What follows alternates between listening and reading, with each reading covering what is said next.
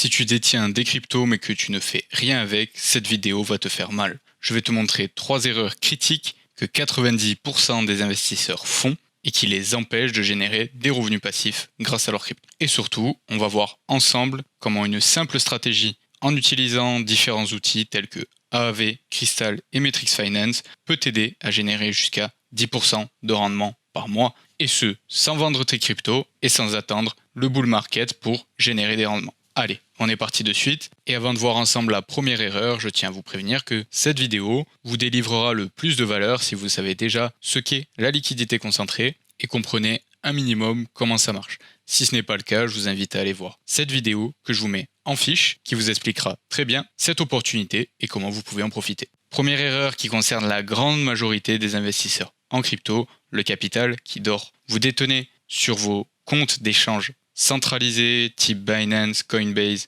BitGet ou alors sur vos portefeuilles Ledger des cryptos. Ces cryptos ne génèrent aucun rendement, ou au mieux vous les avez mis en stacking et vous faites 3 à 4% par an. Ici, vous pourriez débloquer ces cryptos et commencer à générer dès à présent 10% par mois, comme on va le voir dans cette vidéo. Comment débloquer ces cryptos sans les vendre? Car je sais que pas mal d'entre vous ont par exemple des bitcoins, c'est également mon cas, et ces bitcoins, je les détiens pour le long terme. Je ne veux pas les vendre et je ne veux pas non plus m'exposer à des risques ou à la perte impermanente pour avoir un manque à gagner sur ces bitcoins. Ces bitcoins, je veux continuer à les détenir et pour ça, il y a une stratégie qui est possible avec la solution de lending et borrowing sur Aave. Aave, c'est une application décentralisée qui vous permet de faire des prêts et des emprunts grâce à du collatéral. Donc là, la solution est toute simple. Vous mettez votre bitcoin en collatéral. Imaginons qu'on a 10 000 $ de bitcoin qu'on met en collatéral sur Aave et on peut emprunter jusqu'à 80% de la valeur de notre collatéral ici j'ai mis comme exemple de l'USDC, mais vous pouvez emprunter les actifs que vous désirez. L'avantage avec l'USDC, c'est que comme nous sommes dans une tendance plutôt haussière, dans un bull market avec les prix qui continuent à monter, ça nous permettra d'avoir la valeur de notre emprunt qui est fixe, valorisée en dollars, là où quand nous allons déployer des stratégies en liquidité concentrée avec des actifs volatiles, le capital que nous déployons, lui, va gagner en valeur. Et donc quand nous viendrons rembourser notre emprunt en stablecoin, ce dernier n'aura pas bougé en termes de valeur et la plus-value qu'on aura eue sur notre capital, que nous avons déployé dans nos stratégies de liquidité concentrée, ce sera du bénéfice que nous pourrons garder dans notre poche. Donc non seulement on débloque du capital grâce à nos bitcoins ou à nos autres cryptos que nous ne voulons pas vendre sans vendre ces dernières, en plus, grâce à ce capital, en faisant des emprunts en stablecoin, on peut faire un effet comme un long sur le marché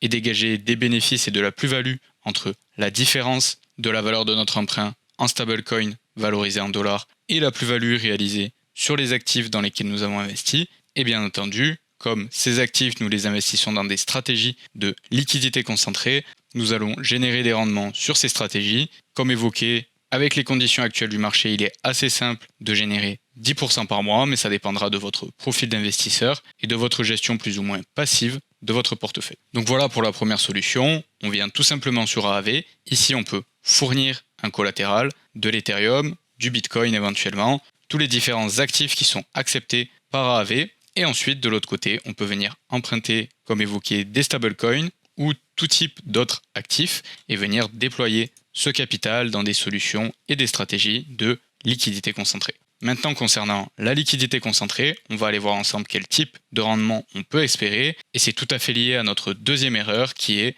les mauvaises ranges. Si vous définissez mal vos ranges, vos fourchettes de prix pour concentrer votre liquidité, votre capital n'est pas optimisé. Et qui dit capital pas optimisé dit que l'efficacité et les rendements que vous générez grâce à ce dernier n'est pas du tout à l'entièreté du potentiel de rentabilité que vous pourriez avoir. Donc pour ça, j'ai une petite matrice ici qui résume 5 critères qui sont selon moi les plus importants pour définir votre fourchette de prix et on va aller voir ces derniers ensemble avec une opportunité qu'on va sélectionner directement sur Crystal. Donc là on est sur Crystal, plateforme que vous connaissez normalement assez bien, je l'ai présenté déjà plusieurs fois sur la chaîne. On est sur la blockchain Base, on va sélectionner toutes les plateformes et on va aller chercher une opportunité pour du virtual car en ce moment ça marche plutôt bien. Ici on voit l'opportunité la plus rentable qui est entre du virtual et de l'Ethereum. On nous annonce qu'on va faire 300% d'APR, génial. Donc je clique sur l'opportunité Là, ça me propose une fourchette de prix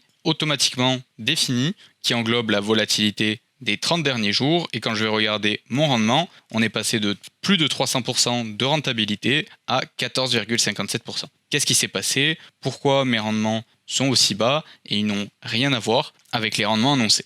C'est tout simplement car les plateformes comme Crystal vous annoncent des rendements suivant les données des dernières 24 heures. Donc si sur les dernières 24 heures on a eu pas mal de volume de transactions, ça va vous annoncer des rendements très élevés. Elles prennent aussi en compte les fourchettes de prix les plus optimisées. Donc si ici on vient sélectionner Narrow Range qui nous met une fourchette de prix à plus ou moins 5%, vous voyez déjà que les rendements grandement augmentés, mais ça n'est pas forcément représentatif des rendements que nous pouvons toucher quand on vient sélectionner une fourchette de prix qui englobe la totalité du prix. Donc qu'est-ce qu'on va faire pour ça? Déjà on va venir cliquer sur la petite tête d'aigle juste ici sur Crystal qui va venir nous ouvrir la charte de prix exacte qui correspond à notre paire de liquidités pour laquelle on veut fournir de la liquidité. Une fois que ça c'est fait, on va venir cliquer en haut juste là. Là actuellement on a le prix du token virtual valorisé en dollars. Mais nous ce qu'on veut c'est avoir le prix du token virtual valorisé en Ethereum afin d'avoir des données pertinentes par rapport à notre fourchette de prix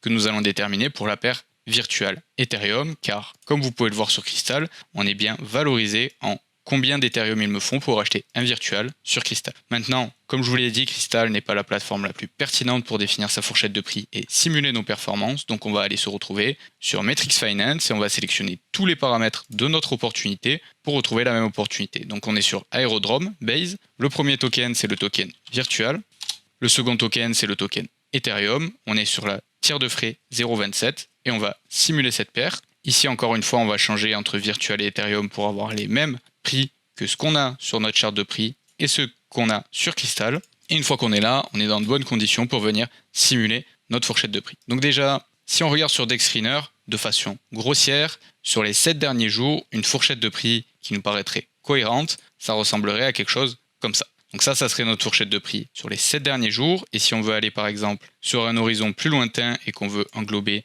les 14 derniers jours, on peut le faire également. Et on peut voir que ces 14 derniers jours viendraient nous englober carrément le mois passé. Donc cette fourchette de prix, elle pourrait être assez pertinente pour déterminer une fourchette de prix plus long terme. Et si on veut avoir une gestion un peu plus active et une rentabilité un peu plus élevée, on pourrait revenir sur cette fourchette de prix des 7 derniers jours. Libre à nous, on va aller simuler ces deux fourchettes de prix pour voir laquelle est la plus rentable et laquelle est la plus pertinente. Donc en bas, notre prix est à 0,6483. Comme c'est marqué ici, et en haut pour notre fourchette de prix la plus large et la plus long terme, on est à 0,9591, donc on va rentrer ça, 95,91, avec une fourchette de prix assez large qui nous permet d'englober la volatilité du prix durant les 30 derniers jours et donc ce qui nous permet d'avoir une gestion plutôt passive. On arrive quand même à avoir des rendements assez intéressants, à plus de 7,7% de rendement mensuel, ce qui est déjà des rendements assez intéressants, et ça correspond à notre premier critère, pour quel horizon de temps nous souhaitons nous projeter dans cette pool de liquidité, combien de temps je veux laisser vivre ma position, et l'impact principal, ça va être ma fréquence de gestion. Effectivement, si je viens sélectionner cette fourchette de prix plus long terme, je vais avoir des rendements certes un peu plus faibles, mais une gestion beaucoup passive, et une fourchette de prix pour laquelle j'ai espoir qui peut durer plusieurs semaines, voire même un mois, comme on le voit ici. Sur cette seconde fourchette de prix, on voit que il y a 15 jours environ, on était en dehors de cette fourchette de prix, et qu'en revanche cette dernière dure depuis les 7 derniers jours environ, donc celle-ci serait plutôt pertinente pour une gestion plus active, mais on va le regarder de suite, normalement les rendements devraient être plus intéressants également. 83,61 en haut, et donc là en passant sur cette fourchette de prix plus serrée, et donc avec une gestion plus active, on peut voir qu'on passe au-dessus des 140% d'APR, ce qui représente plus de 11,6% de rendement mensuel, et là les rendements sont déjà beaucoup plus intéressants. Une fois qu'on a déterminé ce premier critère qui est l'horizon de temps pour lequel nous voulons gérer notre position, il y aura un autre paramètre à prendre en compte qui va être la corrélation. Pour aller regarder la corrélation entre nos deux actifs, on va ouvrir la matrice de corrélation de DeFi Lama. Et une fois qu'on y est, on va venir sélectionner les deux actifs pour lesquels on veut fournir de la liquidité, donc le token virtuel et le token Ethereum. Bien entendu, sur un an, l'horizon de temps n'est pas forcément pertinent pour nous qui voulons fournir de la liquidité pour quelques semaines. Donc si on se met plutôt sur un mois, on voit qu'on est à 0,59, ce qui est une corrélation positive mais pas exceptionnelle. Et sur 7 jours, 0,56, même constat. Donc ici, ça veut dire qu'on aura une corrélation qui est quand même positive, ce qui fait qu'on n'aura pas de difficulté particulière à fournir de la liquidité pour cette paire de liquidités. On aura même plus de facilité que si on fournissait de la liquidité entre de l'Ethereum et un stablecoin ou du virtual et un stablecoin. En revanche, le fait que la corrélation ne soit pas très élevée, donc une corrélation très élevée, ça va être plutôt vers les 0,70, 0,80, on aura un indice de corrélation très fort qui nous aidera vraiment à rester plus facilement dans une fourchette de prix active malgré que cette dernière soit plus étroite. Là, on aurait pu venir resserrer la fourchette de prix et profiter de rendements accrus sans pour autant avoir une gestion particulièrement active. Donc ça peut être intéressant et c'est pour ça qu'on vient toujours regarder la corrélation. L'autre chose, c'est si jamais la corrélation aurait été encore plus basse, proche des zéros ou encore pire en négatif, dans ce cas-là, il aurait peut-être fallu réévaluer est-ce que c'était vraiment intéressant de rentrer dans cette opportunité. Si les rendements ne sont pas très élevés, ce qui justifierait le fait d'avoir une gestion très active d'une position pour profiter de cette rentabilité, j'éviterai à tout prix de rentrer dans des positions où la corrélation est négative, car ça va être très compliqué de rester avec une position active et on risque d'avoir beaucoup de pertes impermanentes dans ce type de position. Troisième critère, la volatilité, à quel point le prix peut bouger soudainement. Si on retourne sur la charte de prix, on va évaluer la largeur de l'intervalle que j'ai déterminé pour l'entièreté du mois. On peut voir que cette largeur d'intervalle est environ à 30% de large, ce qui, pour des cryptos toutes deux volatiles, et là on comprend une paire avec Virtual, qui est certes un stablecoin avec une forte capitalisation, plus d'1 milliard de capitalisation, mais reste quand même un altcoin, n'est pas horrible au vu de la volatilité qu'on a pu voir sur des plus grosses capitalisations comme le Solana, le Bitcoin ou l'Ethereum durant le mois passé. Donc on va dire qu'on a une volatilité plutôt basique et qu'on n'a pas besoin d'élargir plus que ça la fourchette de prix. En plus de ça, on vient de voir qu'on a une corrélation à un niveau correct qui nous permet de ne pas avoir trop de volatilité au sein de notre paire. Quatrième critère, les tendances du marché. Donc là, ça va être un critère qui va avoir un impact sur la symétrie de la fourchette de prix que nous allons déterminer, si nous sommes plutôt sur un marché haussier, baissier ou neutre. Ici, ma conviction, c'est que le bull run n'est pas fini, donc on est plutôt sur un marché haussier. Donc la symétrie du range, elle serait plutôt à la hausse. Donc là, sur ma fourchette long terme, on peut voir qu'on a une ouverture beaucoup plus forte vers le haut avec environ plus 30% que vers le bas avec environ moins 12%. Et sur la fourchette de prix plus court terme, là, on est un peu plus équilibré avec moins 12%, plus 13%.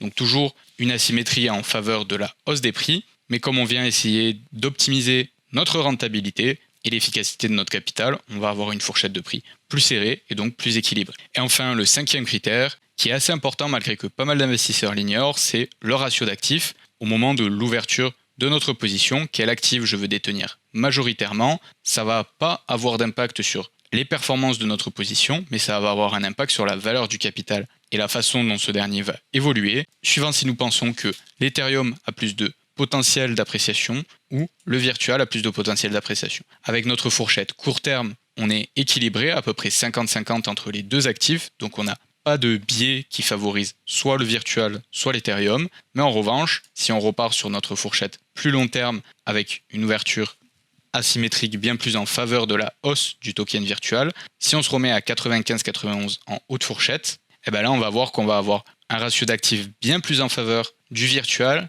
à 65, presque 66% contre 34% environ d'Ethereum dans notre pool de liquidité. Donc voilà pour les différents critères et les questions à se poser pour définir notre fourchette de prix. Après, bien entendu, si vous avez des notions en analyse technique, définir des niveaux de support et de résistance est toujours pertinent, mais pas besoin d'être un expert de la lecture de charte pour définir des fourchettes de prix cohérentes pour la liquidité concentrée. Et donc avec cette fourchette de prix, comme on a vu, on peut faire plus de 140% par mois, ce qui équivaut à plus de 11,6% de rendement mensuel. Donc avec un investissement de seulement 1000 $, on peut générer plus de 116,33 $ par mois, ce qui est absolument énorme comparé à laisser dormir nos cryptos. Et en sachant qu'avec la liquidité concentrée, on peut générer plus de 100 $ par mois, c'est une opportunité à ne pas rater. Et si tu veux aller plus loin, apprendre à utiliser ces outils et surtout être accompagné dans la mise en place de ces stratégies, je t'invite à rejoindre notre communauté Crypto Liquidity pour seulement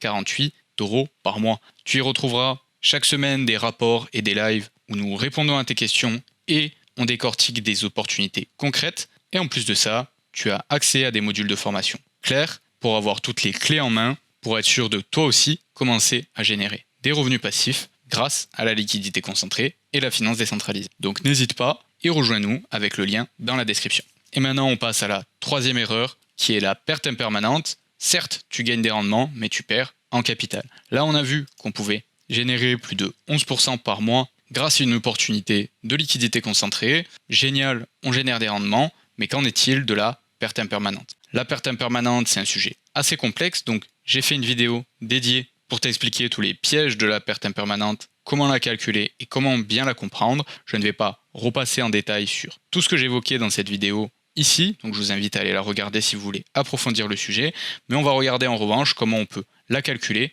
assez simplement. Donc pour ce faire, on va avoir plusieurs outils. Le premier outil, ça va être Metrics Finance, où on est déjà juste ici. Donc là, on va pouvoir projeter des évolutions de prix futurs qui nous paraissent cohérentes. Donc si on retourne sur la charte de prix et qu'on la valorise de nouveau en dollars, on a vu le virtual en début d'année vers les 4,50 $. Donc on peut se remettre éventuellement à cette valorisation. Et on peut voir que le virtual qui retourne à 4,50 $ par rapport à son prix actuel de 1,80 $, ça serait plus 143% de plus-value.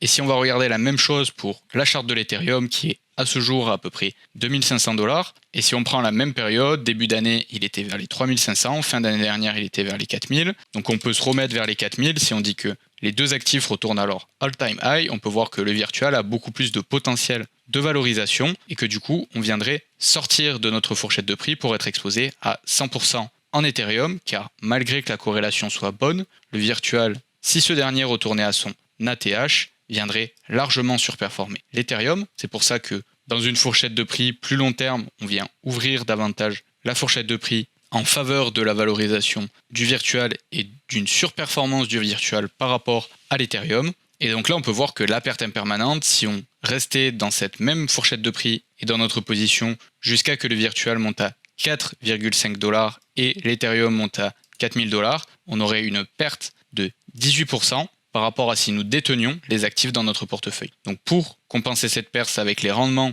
que nous générons en ce moment, il nous faudrait 94 jours actifs dans notre position. Et là, la stratégie de fournir de la liquidité concentrée serait plus intéressante que la stratégie de fournir de la liquidité. Bien entendu, on va réajuster notre fourchette de prix avant d'arriver à un Ethereum à 4000 $ et un virtual à 4500 $. Donc déterminons des prix cibles un peu plus cohérents avec les derniers plus hauts qu'on a connus récemment, donc plutôt un token virtual à 2,5 $ et un token Ethereum qui casserait les 2900 $ pour aller vers les 3000 $. Et voyons un petit peu ce que ça donne avec ça.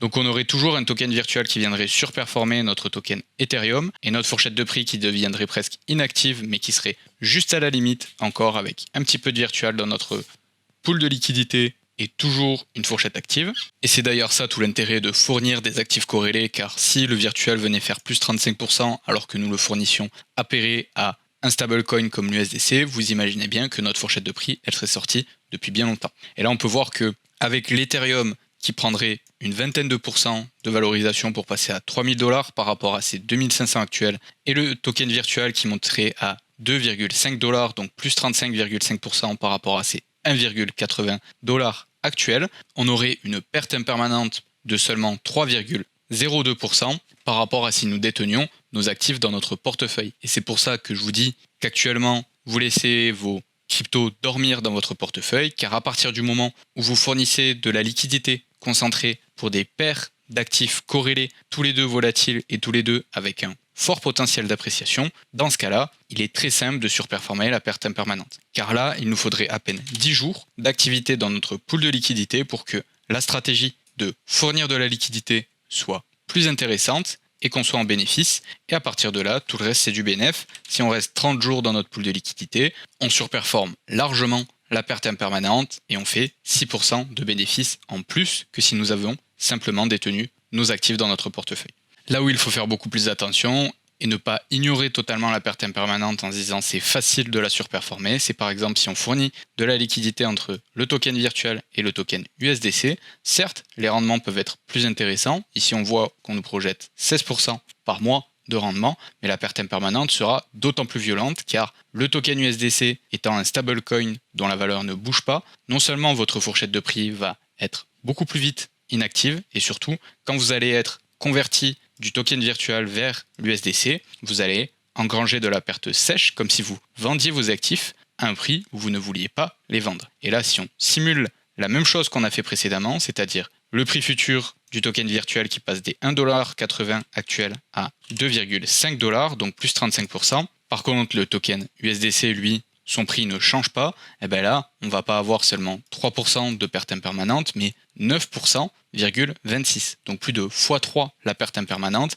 Et donc là, il va falloir beaucoup plus de temps pour surperformer cette perte impermanente, et il va falloir une gestion de vos positions beaucoup plus active. Maintenant, le calculateur de perte impermanente que j'ai utilisé sur Matrix Finance est une option payante avec le mode pro de Matrix Finance. Si vous voulez le faire de façon gratuite, vous pouvez également venir le faire ici sur Crystal. Il y a un calculateur équivalent où vous pourrez rentrer le prix futur que vous estimez pour les différents actifs pour lesquels vous voulez fournir de la liquidité et projeter combien de temps il vous faudra avec les rendements que vous allez générer pour surperformer la perte impermanente. Donc voilà, maintenant qu'on a vu ces 3 erreurs et comment solutionner chacune d'entre elles pour générer plus de 10% par mois de rendement, vous n'avez plus aucune excuse pour laisser dormir votre capital. Mettez en place ce qu'on a vu aujourd'hui et vous allez voir des résultats impressionnants. Et si vous voulez qu'on vous accompagne étape par étape, pouvoir échanger avec les autres membres de la communauté et avoir des coachs qui répondent à toutes vos questions, rejoignez la communauté avec le lien dans la description. Et sur ce, je vous dis à la prochaine.